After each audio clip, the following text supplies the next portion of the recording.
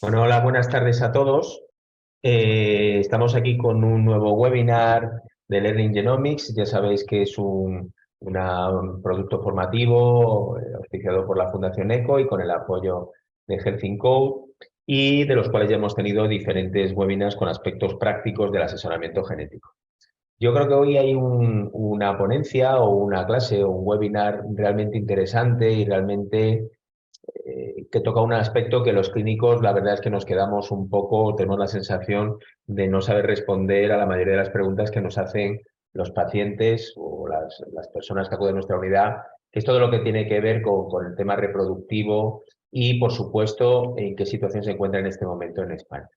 Este es un área enormemente importante cuando trabajamos con personas jóvenes en edad de tener hijos y bueno, pues yo creo que era vital poder tener un webinar de este tipo. Y bueno, para ello hemos invitado a una de las personas que yo creo que más experiencia tiene en nuestro país sobre este tema y que conoce bien el tema del área del cáncer hereditario, porque ha colaborado y colabora con oncólogos y con la SEON en diferentes aspectos, que es la doctora Ana Polo Ramos.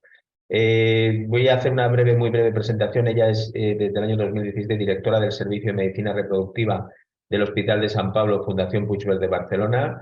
Desde 2003 responsable del programa de diagnóstico genético preimplantacional y médico adjunto de dicho programa en el hospital que he comentado. Ella es doctora en Medicina y Cirugía desde el año 2016 y profesora de la Facultad de Medicina de la Universidad Autónoma de Barcelona desde el año 1994. Tiene centenas de comunicaciones en congresos, publicaciones y es directora de varios cursos en reproducción asistida para especialistas. Ya sabéis que la mecánica, vamos a tener una ponencia donde nuestra experta va a abordar los diferentes aspectos que tienen que ver con el aspecto reproductivo, con el tema reproductivo. Podéis, si os generáis cuestiones, ya podéis irlos colocando en el chat, que luego las consultaremos al final. Y nada más, esperamos que os guste y dar la bienvenida a la doctora Polo, Ana, por poder participar esta tarde con nosotros en un tema que considero apasionante. Muchas gracias, Ana. Hola, buenas tardes. Muchas gracias a Pedro por haberme invitado a poderos explicar un poco este tema, que lo titulamos Aspectos clínicos y legales del asesoramiento reproductivo y cuál es la situación actual en nuestro país, en España. Este es un poco el contenido de la presentación. Habrán unas diapositivas de introducción, hablaremos un poco de forma general del asesoramiento reproductivo y mezclaremos un poco, no está muy separado, los aspectos clínicos de los aspectos legales para luego presentar una diapo de conclusiones. En la introducción os quería hacer una pincelada de lo que es importante en reproducción y qué es lo que sabemos de la fertilidad. Es importante saber cuál es la posibilidad de obtener un embarazo si una pareja no tiene problemas de fertilidad, porque a lo mejor nos pensamos que la raza humana es muy fértil y esto no es así. La raza humana es poco fértil y la posibilidad de una gestación en una pareja cuando se tienen relaciones sexuales en el momento que la mujer está ovulando, siempre y cuando además contemos con una edad inferior a 35 años, es solo de un 20 o 25%. ¿Y qué sabemos de medicina reproductiva? ¿Y qué sabemos de todo esto que hablamos cada vez más, que son las técnicas de reproducción asistida? Pues un poquito para ponernos en contexto, os he preparado esta diapositiva para recordar que la primera fecundación in vitro se hizo en el Reino Unido y fue en 1978, aquí en España. Fue en el Instituto de Sheus con el doctor Barry y la doctora Veiga en 1984.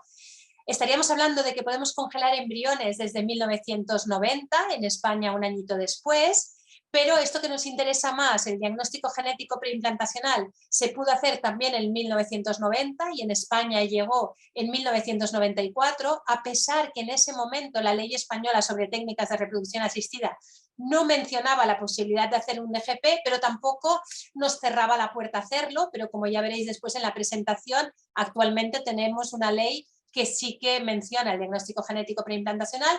Y otra de las cosas que también es importante saber es que en cuanto a técnicas de reproducción asistida, lo que ha costado más conseguir ha sido la congelación de óvulos. Habíamos podido congelar espermatozoides y embriones de manera bastante fácil, pero los óvulos, al ser unas estructuras extremadamente pequeñas, cuando se intentaban congelar, pues no había manera de que aguantaran la descongelación.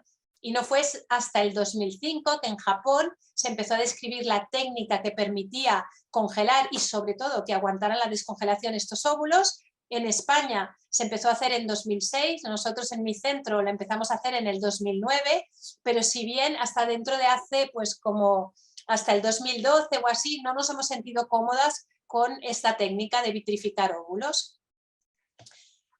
En cuanto al asesoramiento reproductivo, pues si tenéis una paciente en consulta, después de un asesoramiento normalmente genético, muchas veces en este asesoramiento genético ya hacéis el primer paso en cuanto al asesoramiento reproductivo. ¿Y qué quiere decir asesoramiento reproductivo? Pues es ayudar a nuestros pacientes, a nuestras parejas, a que tomen unas decisiones para que de forma autónoma puedan decidir exactamente cómo piensan tener descendencia. ¿Y qué es lo que hay cuando una pareja presenta pues algún problema o puede tener algún síndrome de predisposición a un cáncer o alguna cosa que podáis ver en consulta? Bueno, pues las 5 opciones que tendrían pues sería, como sabéis, el aceptar el riesgo, pero también existe la posibilidad de ver si les podríamos hacer un diagnóstico genético preimplantacional, o bien habría la opción de presentarles de hacer una donación de gametos. Habría la posibilidad en algunos casos, no siempre y no en todos los sitios, de hacer un diagnóstico prenatal o quedaría la vía de la adopción. Sin embargo, además de esta diapositiva, y esto evidentemente es para tener descendencia, en algunos casos también debéis plantear, y sobre todo, por ejemplo, ahora nosotros lo estamos planteando siempre en caso de la mutación en el gen BRCA2, pues el preservar la fertilidad. Desde que podemos congelar óvulos, existe la opción de preservar la fertilidad y no debemos olvidarnos. Entonces, dependiendo de lo que queramos congelar, si óvulos o espermatozoides, bueno, pues la vía sería ginecológica y podemos preservar óvulos o preservar o congelar embriones, y si lo que queremos es congelar espermatozoides, pues a través del andrólogo, este señor pues podrá preservar o congelar espermatozoides. Si descartamos la posibilidad de aceptar el riesgo y deseamos una gestación evitando la transmisión de la enfermedad, nos quedarían básicamente estas 3 opciones. Hemos descartado el aceptar el riesgo y la adopción y nos quedaríamos con el diagnóstico genético preimplantacional, con la donación de gametos o con el diagnóstico prenatal. Para elegir una u otra opción, esta elección nos va a venir determinada por una serie de factores. Uno va a ser el sexo. Si estamos hablando de que es la mujer la que puede transmitir el problema o el hombre.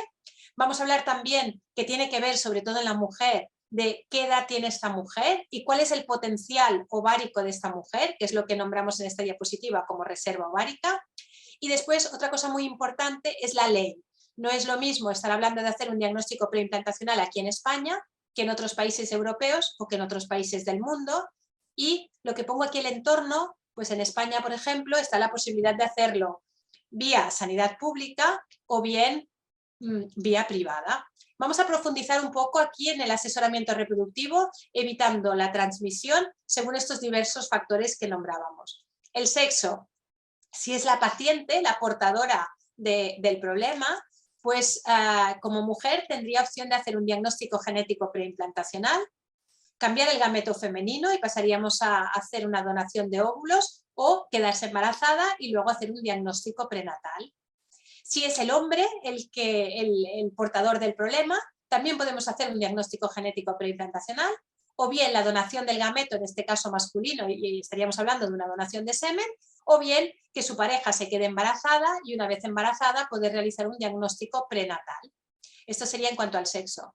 Si nos referimos a la edad y a la reserva ovárica, luego tendremos unas diapositivas que nos lo complementan, pero es muy importante saber que esto tiene que ver en cuanto al éxito pues, de una técnica de reproducción asistida o al éxito de cara a ir a buscar un embarazo. La reserva ovárica tienen que ver con estas 2 fotos que os he puesto, es una hormona que se llama hormona antimuleriana y la foto de un ovario con muchos folículos que nos darían lo que después os explicaré, que es el recuento de folículos antrales. Y como os decía, la legislación y el entorno. Hay países que tienen leyes que dicen que hay que hacer con todo lo que son técnicas de reproducción asistida.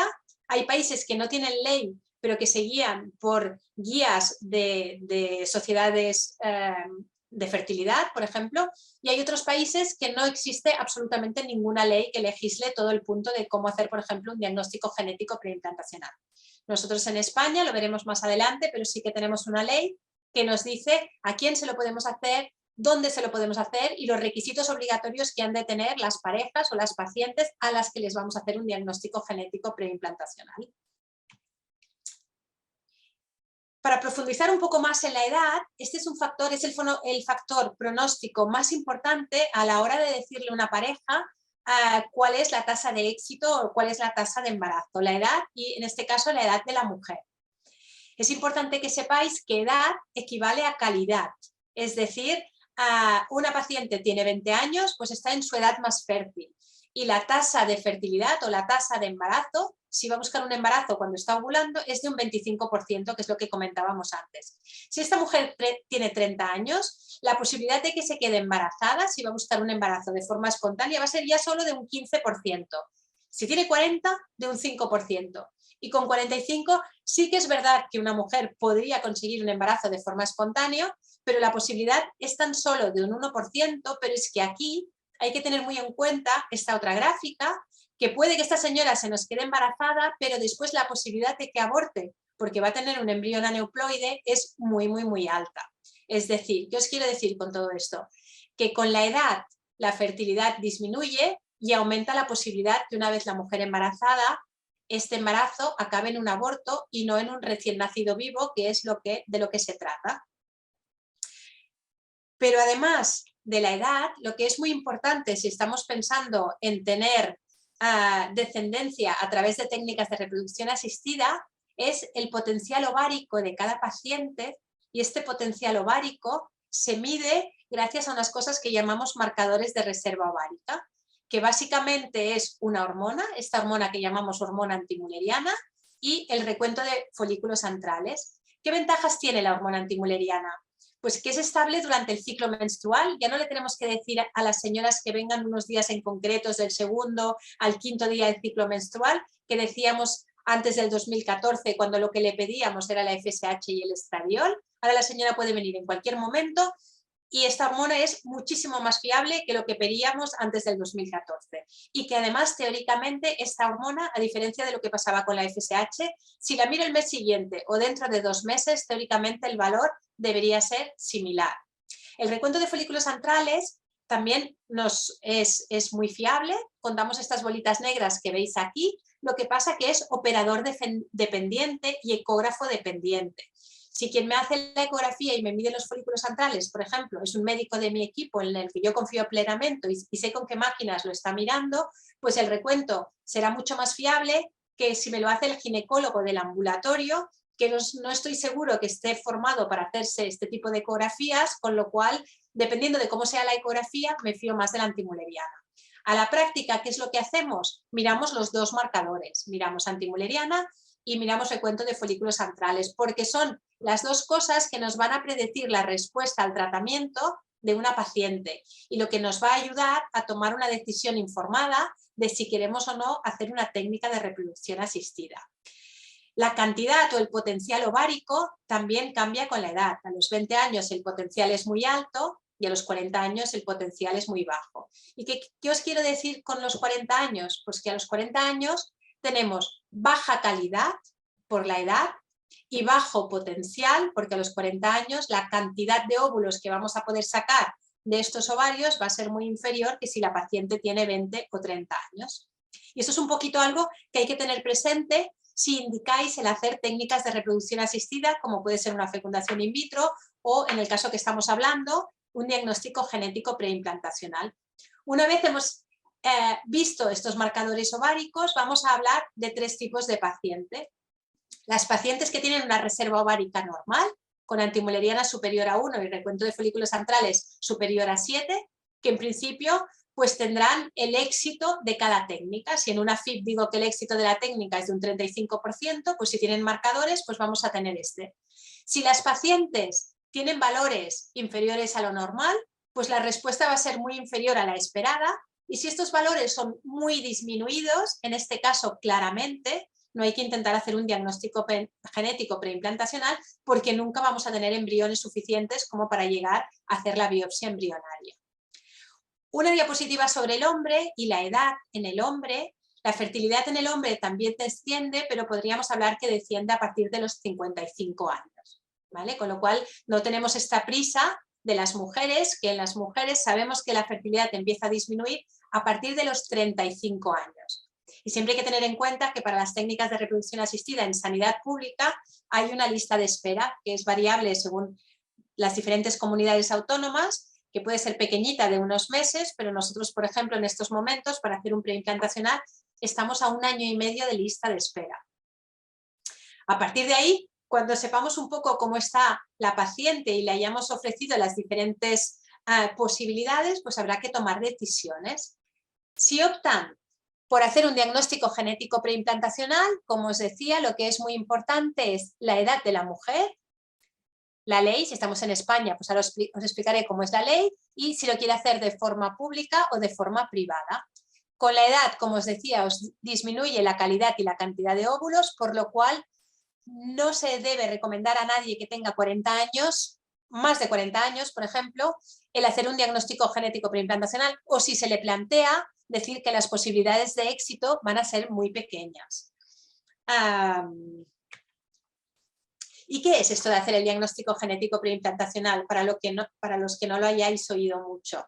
Pues es una técnica de detección de anomalías cromosómicas y o genéticas en los embriones obtenidos in vitro con la posterior transferencia de los caracterizados como sanos o que no tengan la alteración que estamos buscando, que se haya descartado la alteración, al útero materno. Aquí tenéis un pequeño esquema de la primera imagen es un óvulo, la segunda imagen es cuando microinyectamos el espermatozoide dentro de un óvulo, al día siguiente el óvulo que nos ha fecundado con 2 pronúcleos, un embrión de 4 células, en día 3 de desarrollo embrionario ya tendríamos un embrión que tiene 8 células. Cuando empezamos con el diagnóstico preimplantacional sobre el año 2000 o así, siempre teníamos que hacer la biopsia en día 3 de desarrollo embrionario, que veis aquí la foto, y después estábamos a tiempo de hacer la transferencia en día 5. Ahora, a medida que avancemos en la presentación, veréis que en estos momentos casi nunca ya hacemos biopsias en día 3 y hemos pasado casi siempre a hacer biopsias en día 5 con algunas implicaciones. Si nos adentramos un poquito más en la historia del diagnóstico preimplantacional, recordar que primero hicimos la fecundación in vitro en el 78, que el preimplantacional fue a partir de los años 90, que el primer médico que hizo el preimplantacional fue el doctor Handyside en el Reino Unido, que por tanto han pasado ya 33 años, que hay muchísimos recién nacidos después del diagnóstico genético preimplantacional y que es una técnica muy, muy, muy fiable. Handyside vino a Barcelona hace no mucho, nos pudimos hacer una foto, y que lo del preimplantacional también ha tenido un aumento importante de indicaciones, y aquí veis, por ejemplo, que, como os decía, en el 90 el primer DGP en el Reino Unido, en el 94 el mismo grupo que hizo el primer niño por FIV, pues es el primero también que hace el primer niño por diagnóstico preimplantacional con la doctora Veiga. En 1997 solo se podía hacer diagnóstico genético preimplantacional de 12 enfermedades monogénicas. En el 2001, además de la enfermedad monogénica, también podíamos hacer HLA de compatibilidad y podíamos utilizar esta técnica para generar un embrión que fuera compatible con un hermanito que tuviera alguna enfermedad como la drepanocitosis o las talasemias, y haciendo un trasplante de médula ósea pudiéramos salvar al hermanito y además hacer un embrión que no estuviera malito para esta enfermedad. En el 2007 el número de enfermedades por las que podíamos hacer diagnóstico preimplantacional ya veis que era mucho más alto, 126. A medida que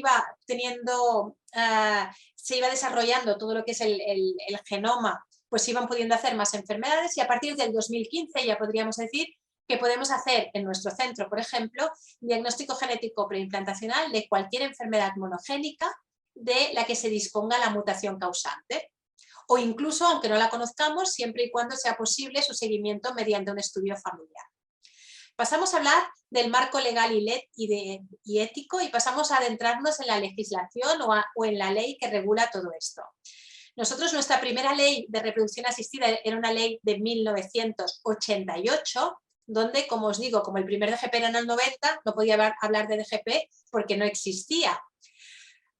Debido a los avances científicos, en el 2006 se hace esta nueva ley de reproducción asistida donde se modifican muchos aspectos y uno de ellos es que se crea este artículo 12 donde nos dice que los centros, solo los centros debidamente autorizados pueden realizar diagnóstico genético preimplantacional, lo que quiere decir que no todos los centros que hagan fecundación in vitro están autorizados a hacer diagnóstico genético preimplantacional y que además este tipo de tratamiento, de técnica, se va a hacer para la detección de enfermedades hereditarias graves, de aparición precoz y no susceptibles de tratamiento curativo. Además también veis el punto B y el punto 2, pero yo creo que a vosotros lo que os interesa más, ni siquiera estaríamos dentro de las indicaciones del artículo 1A y estaría dentro de lo que son los síndromes de predisposición al cáncer, que estaríamos dentro de este punto 12, 1A, pero que para alguno de ellos nos iríamos no al 1B, ¿vale?, sino al 12.2, porque para aquellos síndromes de predisposición al cáncer donde la penetrancia no es completa y donde el 100% de las pacientes o de los pacientes no van a tener cáncer, pues nos dice que para estos casos vamos a tener que solicitar una autorización caso a caso a la Comisión Nacional de Reproducción Humana Asistida. Esto es un poco lío, pero por eso es muy importante que la persona a la que remitáis para hacer DGP sea un experto y tenga por la mano el hacer mucho DGP, porque desde que salió la ley aquí, todo esto ha ido cambiando sobre la marcha. Una cosa es lo que pone la ley y otra cosa es lo que hacemos ahora. Entonces, para los síndromes de predisposición al cáncer, para algunos no hay que pedir autorización, para un BRCA o para un síndrome de Lynch todavía pedimos autorización, para una poliposis adenomatosa familiar no se pide autorización, y así en una serie de enfermedades que a la práctica es que el médico que tenga que hacer el DGP sepa exactamente si hay que pedir autorización o no.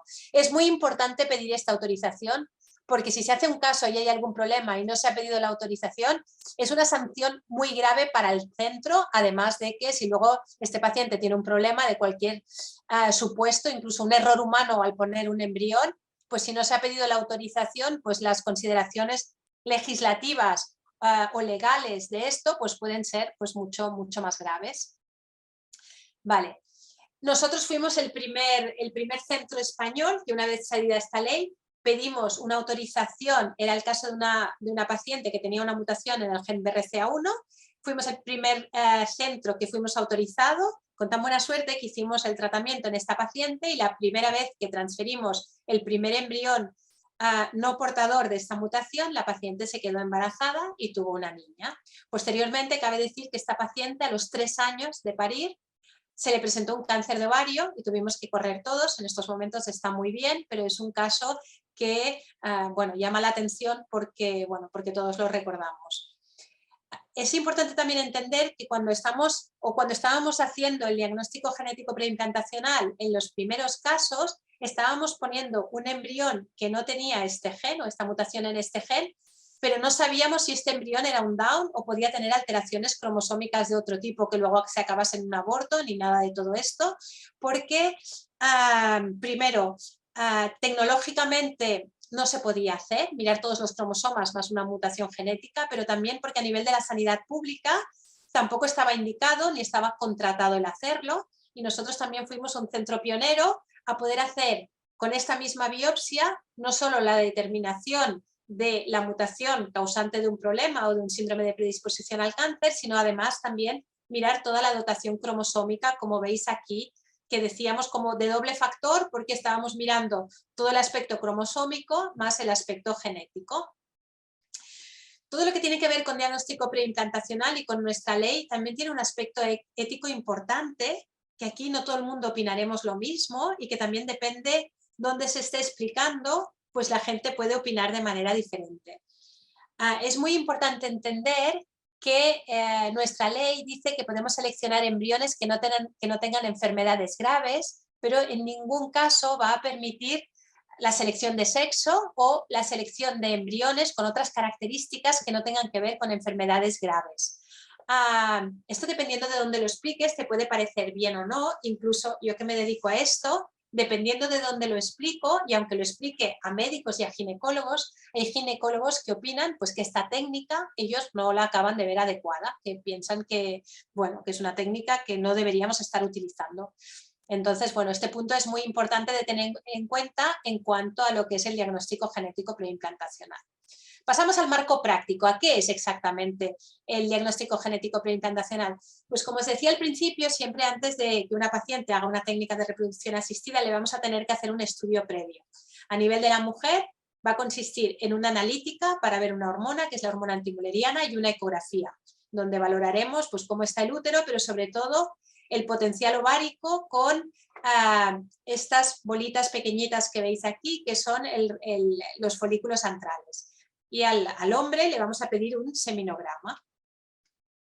Luego le vamos a dar un tratamiento, el tratamiento que recibiría cualquier mujer que le hacemos un tratamiento de fecundación in vitro y con unas hormonas para que en vez de un óvulo, pues fabrique pues entre 10 y 15 óvulos, que es de lo que se trata para conseguir un éxito con este tipo de tratamiento. A partir de aquí vamos a agendar una serie de ecografías para poder ver cuántos folículos se desarrollan y el tamaño de estos folículos, y tras unos 10 días de tratamiento, pues esta paciente ya va a tener unos folículos que vamos a llamar maduros y a punto para que programemos el pinchar los ovarios y hacer esta segunda parte que vamos a llamar punción folicular. Esto se hace en quirófano. A la paciente se la va a dormir, vamos a hacer una sedación, no la vamos a intubar, pero sí que será una anestesia general, y a través del aparatito de hacer la ecografía hay una guía que tenemos montado y que podremos hacer pues una punción folicular. Introducimos una aguja en estos folículos, aspiramos el líquido y estos líquidos foliculares lo enviamos al laboratorio para que nuestras embriólogas busquen o recuperen los óvulos del líquido folicular. En el mismo momento que estamos recuperando los ovocitos, la pareja de esta paciente nos dejará una muestra de semen y a cada uno de los óvulos encontrados le vamos a microinyectar con una pipeta un espermatozoide. Y esto es la técnica del ICSI, que son las siglas inglesas para decir microinyección espermática. Una vez hecho esto, colocaremos todos los óvulos que hayamos microinyectado el espermatozoide en nuestros incubadores. En estos momentos ya podemos hablar de incubadores de time-lapse, que son de estos que pones aquí los embriones y no tienes que abrir la puertecita del incubador cada día para hacer la valoración, sino que tienen un sistema de vídeo incorporado que podemos hacer la valoración cada día de estos embriones sin que estos embriones nos pierdan frío. Y aquí veis a nuestra embrióloga buscando y recuperando los ovocitos para después hacer la microinyección espermática, para después colocarlos en incubadoras de time-lapse. Y aquí pues podríamos ver lo que comentamos antes, el desarrollo embrionario día a día hasta llegar en estos momentos a día 5. Aquí abajo veis pues cómo lo vemos la cámara, cómo se va desarrollando, cómo ya ha pasado del óvulo fecundado a un embrión de 2 células. En estos momentos este embrión de 2 células están teniendo lugar divisiones posteriores y a medida que van pasando los días podemos ver qué es lo que ha pasado de forma continua con este embrión. La verdad es que desde hace como unos 6 o 7 años que tenemos la oportunidad de utilizar este tipo de incubadores, pues los resultados morfológicos de estos embriones y los resultados que nos dan al transferir estos embriones pues han mejorado pues casi un 5% con este tipo de incubadores. De vez en cuando tenemos embriones que se van estropeando y que serán embriones que vamos a desechar y en los que no vamos a poder hacer la biopsia. Vale. Entonces, también es muy importante explicarle a la señora cuando le explicamos el procedimiento y el circuito que si hacemos todo esto con el objetivo de obtener de 10 a 15 óvulos es porque sabemos que luego todo va a menguar. Por ejemplo, yo siempre les doy el ejemplo de que nos tenemos que imaginar que hemos obtenido 15 óvulos, de estos 15 óvulos a lo mejor maduros hay 12, cuando les hacemos el ICSI igual tenemos fecundados pues 10 y después que tenemos el desarrollo embrionario pues el día 5 o 3, dependiendo de cuándo lo hagamos, pero el día 5 de desarrollo embrionario necesitamos un mínimo de 4 embriones para proceder a hacer el diagnóstico genético preimplantacional. Si hacemos todo esto pero solo tenemos 2 embriones, lo que le vamos a plantear a la paciente es hacer un nuevo ciclo de estimulación para tener al menos 2 o 3 embriones más para poder hacer ya la biopsia de al menos un mínimo de 4 embriones. Puesto que si estamos hablando de una mutación o de una enfermedad con un patrón de herencia autosómico dominante, de estos 4 embriones tenemos que contar que 2 van a tener la mutación y entonces pues al menos disponer de 1 o 2 embriones para poder hacer la transferencia. Como os comentaba antes, y se empezó haciendo diagnóstico preimplantacional con una biopsia en día +3, disponíamos de un embrión de 8 células, le quitábamos una célula y el resto de embriones con 7 células lo manteníamos en la incubadora 2 días. En 2 días podíamos analizar el ADN del núcleo de esta célula, teníamos el diagnóstico y pasábamos a transferir este embrión en día 5, que llamábamos una transferencia en fresco. Esto tenía algunos problemas porque a veces esta célula que biopsiábamos era una célula que no tenía núcleo y no teníamos diagnóstico, o que a veces, sobre todo cuando teníamos que mirar varias cosas, un gen y los cromosomas, con el ADN de un solo núcleo no teníamos suficiente material y teníamos embriones que podíamos decir que eran embriones sin diagnóstico y entonces no transferibles. Entonces, en estos momentos podemos hacer biopsias en día 5 de desarrollo embrionario. Ya veis que aquí el embrión está en fase de blastocisto. Esto requiere un láser, que en día 3 podíamos hacer las biopsias con una manera más tradicional y con ácido tiroides, y no necesitabas un método tan sofisticado y tan extremadamente caro, que es un láser. Aquí se recorta un trocito del embrión y te llevas entre 5, 8, 9 células, y en estas células lo que haces es que coges todos los núcleos de estas células y tienes un diagnóstico muchísimo más robusto y muchísimo más fiable de las alteraciones que estás mirando. Pero ¿qué pasa? Que al hacer esto, el diagnóstico nos va a tardar 2, 3 días o 5 días y este embrión técnicamente ya no puede sobrevivir más en los incubadores. Entonces lo que hacemos ahora es que en día 5 procedemos a la biopsia y a congelar todos los embriones. Todavía no nos han dicho qué embriones son cromosómicamente normales y cromosómicamente sin estas alteraciones. A la paciente, después de esta biopsia, le va a venir la regla y la vamos a citar nuevamente en consulta para explicarle cuántos embriones tenemos aptos para transferir y programarle el tratamiento de descongelación de este embrión.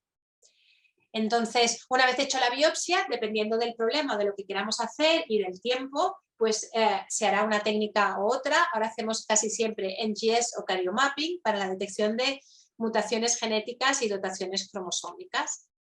Y por último, llegamos a la transferencia embrionaria. Como os decía, hace tiempo, cuando ahora en algún caso, por algún motivo, se tenga que hacer la biopsia en día 3, podemos proceder a lo que llamamos la transferencia en fresco. Introducimos una cánula en el endometrio y depositamos aquí el embrión o los 2 embriones, o descongelamos este embrión y hacemos la biopsia cuando se trata de embriones donde se han biopsiado en día 5. Y la biopsia en día 5, pues se hace así.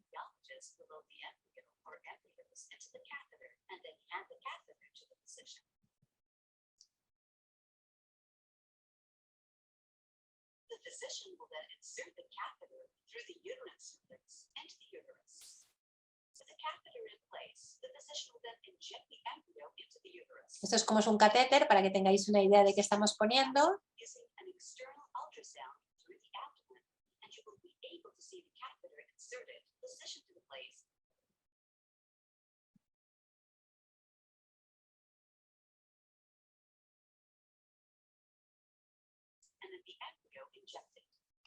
Vale, ese procedimiento de la transferencia embrionaria no hace falta anestesia, a diferencia del de la punción. Es igual que una citología, lo que pasa es que lo realizamos en quirófano porque el laboratorio está al lado y entonces este embrión en el catéter no coge frío, como si dijésemos, no pierde calor.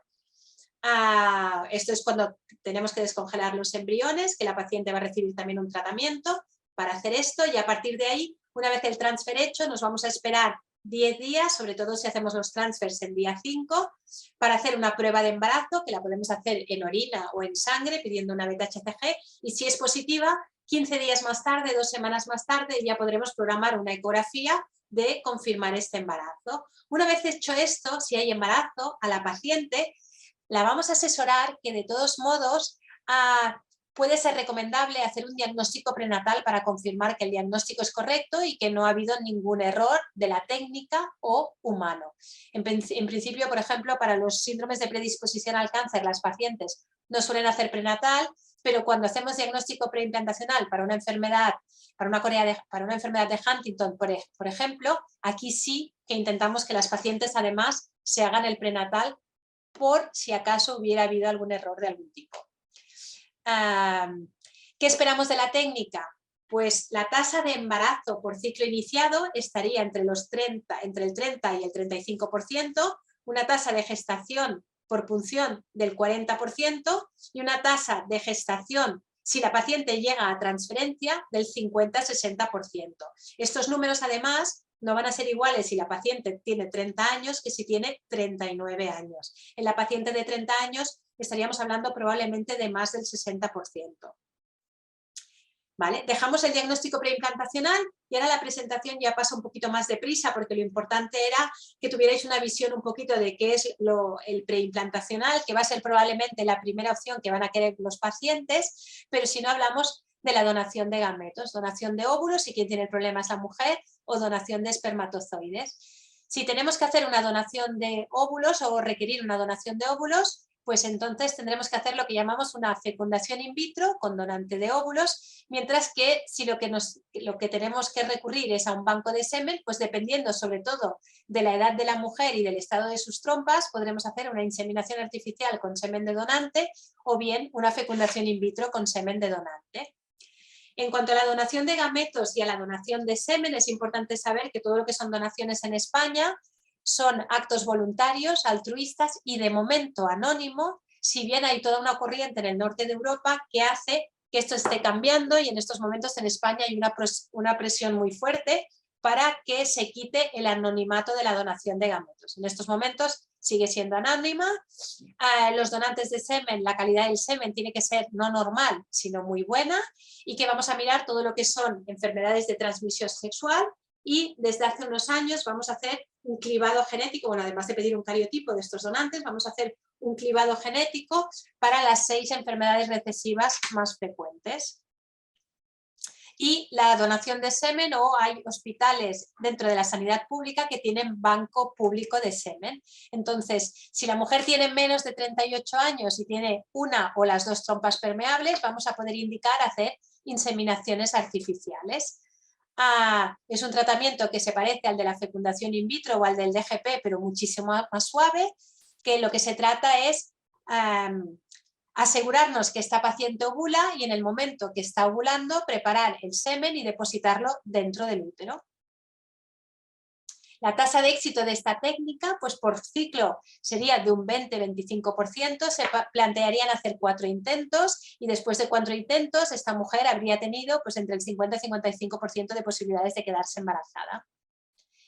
Si por lo que fuera la mujer tiene 38 años o más o las 2 trompas tapadas, pues lo que tenemos que hacer es un ciclo de fecundación in vitro, que sería como todo el principio que hemos explicado para el diagnóstico preimplantacional, pero una vez el desarrollo embrionario, en día 5 pasaríamos en vez de a la biopsia, pues a la transferencia del embrión. La tasa de éxito de esto, pues también dependería de la edad, pero estaríamos hablando pues de un 35-50% según la franja de edad. El problema también aquí es que esto se puede hacer a nivel de la sanidad pública, pero de momento lo que no podemos hacer por la sanidad pública es la donación de óvulos, porque no tenemos en estos momentos banco de óvulos públicos. Parece que en la Comunidad Autonómica de Madrid, después del plan de fertilidad de Isabel, bueno, de vuestra comunidad autónoma, pues parecería que ahora a partir de 43 años sí que las mujeres a lo mejor podrían optar a un banco de óvulos, pero bueno, está en esto puesta en marcha en estos momentos. Lo mismo, hay que hacer un screening de todas las donantes de óvulos y aquí es muchísimo más complejo coordinar entre la donante de óvulos y preparar el útero de la mujer que va a recibir estos óvulos donados que van a ser fecundados con el semen de su pareja. Pero bueno, sería un ciclo que llamamos con fecundación in vitro con óvulos donados. La tasa de éxito de esta técnica es muy buena y de hecho es la que es más alta de todas las técnicas que vais a ver. Y no os puedo decir exactamente el por qué, pero esto es así.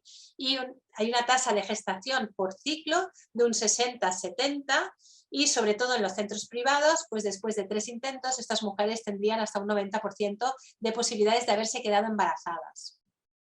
Por último, una última diapositiva que hace referencia a lo que es el diagnóstico prenatal. El diagnóstico prenatal, como sabéis, es el hacer un diagnóstico cuando la paciente ya se ha quedado embarazada, ya sea mediante una biopsia de corion o una amniocentesis, y a partir de aquí, si el feto está afecto de la alteración que hemos ido a mirar, pues esta paciente podría valorar el interrumpir de forma legal el embarazo con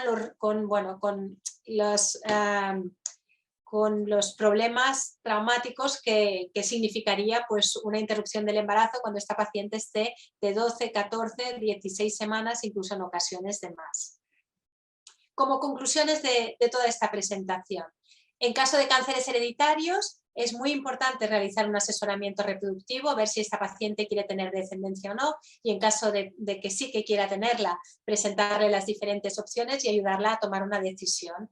En caso de que sí que quiera tener descendencia, el diagnóstico genético preimplantacional es una opción recomendable y supone la oportunidad para la pareja de tener hijos no afectos utilizando sus propios gametos, aunque, como hemos comentado, otras alternativas serían la donación de gametos, el diagnóstico prenatal o bien la adopción. Y que también es muy importante saber que la tasa de éxito de estas técnicas depende de la edad, básicamente de la edad de la mujer y sobre todo del potencial ovárico que tiene que ver con la respuesta a los tratamientos que vamos a hacer en ciclos tanto de inseminación como de fecundación in vitro con diagnóstico genético preimplantacional. Y yo creo que eso es todo. No sé si tenéis preguntas.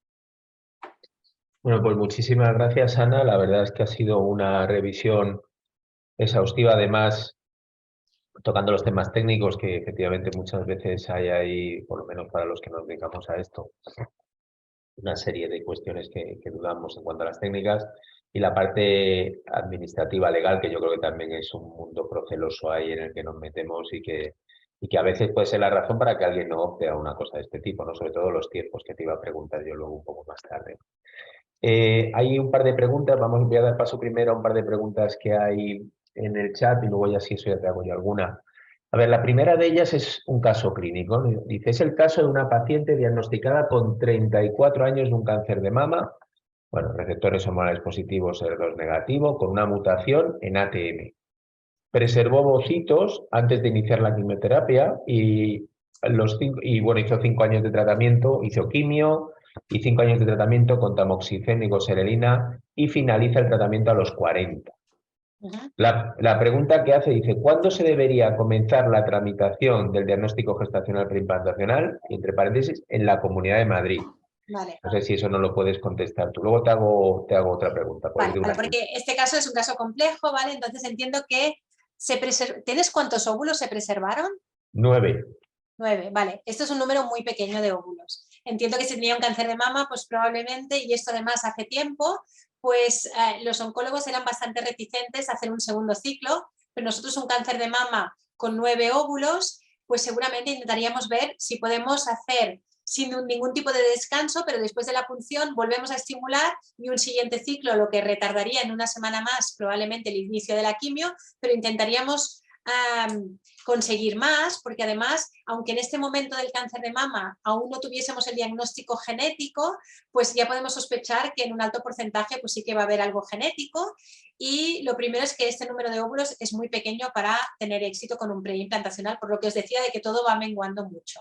Así todo, si la paciente, una vez han pasado los 2 primeros años desde el diagnóstico de la enfermedad, está bien, yo lo que le recomendaría es que ya acuda al centro donde le tienen que hacer el tratamiento de reproducción asistida, porque nosotros lo que hacemos aquí es que, como este caso, y sobre todo si no es un gen del BRCA, todavía más motivo para pedir autorización en estos momentos, con otros genes que predisponen al cáncer de mama, nos están llegando que nos autorizan, a pesar que alguno de estos genes la posibilidad de que tengan cáncer de mama no es tan alta como con los BRCAs, pero sí que en las autorizaciones que estamos enviando nos están diciendo que sí que lo podemos hacer, pero tramitar todo esto cuanto antes. Es decir, 2 años de pasada la enfermedad, ir al centro, que te hagan una valoración, que te expliquen estos 9 óvulos cómo va a ir y empezar a tramitar todo esto. Cuando ya se tenga la autorización, pues entonces cuando el oncólogo decida que es el momento de que esta paciente se puede quedar embarazada, pero cuanto antes mejor por la edad de la paciente, pues entonces habría que proceder a la descongelación de estos óvulos, ver cuántos aguantan, fecundarlos, llegar los embriones hasta día 5, biopsiarlos, congelarlos, preparar la matriz de esta paciente para que podamos hacer la transferencia. Con 9, como te decía, la posibilidad es que es muy pequeña, es muy pequeña. Y entonces esto sobre todo hay que decirle el pronóstico a la paciente y entonces según el centro donde esté, pues tiene que darle un poquito las estadísticas de lo que ellos tienen con 9 óvulos, pensando que, imaginemos que nuestra tasa de supervivencia a la descongelación está entre el 80 y el 90%. De estos 9 óvulos, supongamos que ya perdemos 2, tenemos 7. ¿Vale? La tasa de fecundación es de un 60%. Imaginemos que aquí va todo muy bien porque el semen está estupendo, nos fecundan 5. De ahí que nos lleguen embriones hasta 5 días de vida, como mucho nos llegarán 3. De estos 3 embriones tenemos que biopsiar, vamos a tener 1 o 2 que esté afecto, ¿vale? Y luego van a tener la tasa de aneuploidías de una paciente con los años, que si se los congeló a los 34 años, pues que no serán muy altos, pero a lo mejor es que el otro embrión no tiene las mutaciones, pero es aneuploide, ¿vale? Con lo cual, y luego es, si tenemos algún embrión que sea cromosómicamente normal y sin la mutación, que se transfiera y que se implante. Y luego además que la paciente no aborte, porque aunque hayamos puesto un embrión cromosómicamente normal, sigue teniendo un 10% de tasa de aborto por otras causas. Con lo cual, bueno, pues este sería el caso. Y en cuanto a valoración, el hacer el preimplantacional, en cuanto el oncólogo se lo permita, que se ponga en contacto con el centro de reproducción asistida. Vale, hay otra pregunta del mismo caso, pero que yo creo que has contestado, si requiere autorización de la Comisión Nacional. Has dicho que sí. Y luego dicen, este caso, 40 años, incluso si terminara el tratamiento a los 44, ¿lo cubre la sanidad pública? También lo has comentado un poquito. Sí, en realidad la sanidad pública lo que dice es que, al menos en el protocolo de la sanidad pública es hasta 40 años. Pero los casos en que se preserva la fertilidad por un motivo como es una causa médica o un cáncer, se permite que después la transferencia de lo que resulte de aquí se posponga un poco. Lo que pasa es que un embarazo de una paciente de 46 años, es que aquí ya nos metemos en todo lo que representaría un embarazo de muy alto riesgo por un embarazo en una mujer de 46 años que pariría a los 47. Vale.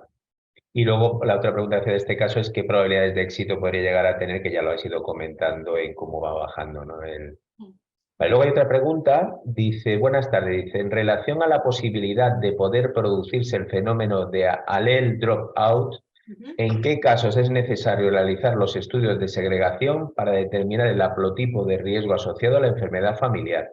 Vale. ¿Y cuándo es el momento idóneo para realizar estos estudios? Vale. No sé si contestaré muy bien a la pregunta, ¿vale? Pero lo que sí que os puedo decir es que en cualquier enfermedad monogénica nosotros hacemos, que no lo he puesto aquí para no liarlo más, lo que llamamos un estudio de informatividad previo que tiene que decir para después intentar disminuir los casos de allele dropout y todo esto. Entonces, este estudio de informatividad, nosotros cogemos a la paciente o al paciente que tiene problema, le pedimos unos análisis de sangre y siempre intentamos además pedir muestra tanto en saliva como en sangre o en una de las dos, de algún familiar más que esté afecto, y además vamos a tomar una muestra de la otra persona de la pareja que no es afecto. A partir de ahí, pues podremos ver, podremos preparar un dispositivo específico para cada pareja, para si luego cuando se amplifica, si hiciésemos una PCR y amplificásemos esta zona y no conseguimos ver bien el gen pues tenemos unos marcadores indirectos, como si dijéramos, que sabemos qué es lo que está por delante y por detrás de la zona del gen y entonces podemos saber o pueden ver si este embrión puede tener o no esta mutación si no acabamos de verlo, y entonces disminuimos los fenómenos de embriones con problemas de allele dropout. No sé si contesto muy bien a la pregunta, pero se intenta minimizar. Así todo, cuando se pide de hacer este estudio de informatividad, el sitio en el que te vayan a analizar los embriones te va a enviar un informe pormenorizado con la tasa de posibilidades de que exista un allele dropout, que normalmente suele ser inferior al 5%. Y por eso os decía que esto es un motivo que puede condicionar o que puede llevar a un posible error de la técnica.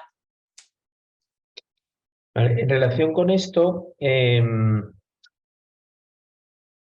has comentado el tema del miedo que existe, ¿no?, en pacientes BRCA positivas o que han tenido un cáncer de mama, a hacer varios ciclos de estimulación, ¿no?, que yo creo que debe ser una situación muy habitual para vosotros, porque claro, si haces la situación de reserva ovárica que tienen estas pacientes, pues puede ser limitada por diferentes situaciones, ¿no?